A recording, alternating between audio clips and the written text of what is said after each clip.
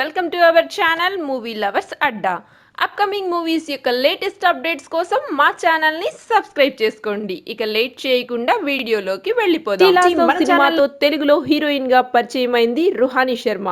Hit, dirty Hari, 101 జిల్లాల అందగాడు వంటి పలు చిత్రాల్లో నటించి మెప్పించింది. తెలుగులోనే కాకుండా ఇతర భాషల్లోనూ హీరోయిన్గా సినిమాలు చేస్తోంది. తాజాగా ఆమె విక్టరీ వెంకటేష్ సైంధవ్ మూవీలో ప్రధాన పాత్రలో నటించింది. ఈ చిత్రం సంక్రాంతి కానుకగా జనవరి 13న విడుదల కానుంది. తాజాగా ఓ కార్యక్రమానికి వెళ్లిన ఈ బ్యూటీ తన గురించి ఆసక్తికర విషయాలు వెల్లడించింది. నేను చిన్నప్పటి నుంచి వెంకీ సార్ సినిమాలు చూస్తూ పెరిగాను. సైంధవ్లో నటించాక ఆయనకు ఇంకా పెద్ద అభిమానిగా మారాను. ఇప్పుడు ఆయనతో సినిమా చేయడం సంతోషంగా ఉంది.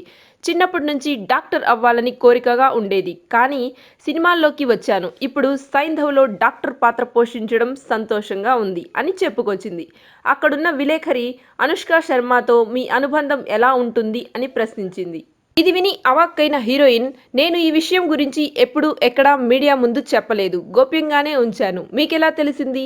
అడిగారు కాబట్టి చెప్తున్నా. అవును, అనుష్క నాకు సోదరి అవుతుంది అని చెప్పింది. దీంతో విలేకరి, అనుష్క అక్క అంటే విరాట్ కోహ్లీ బావ అవుతాడు. మీ బావ మీతో ఎలా ఉంటాడు అని అడిగింది.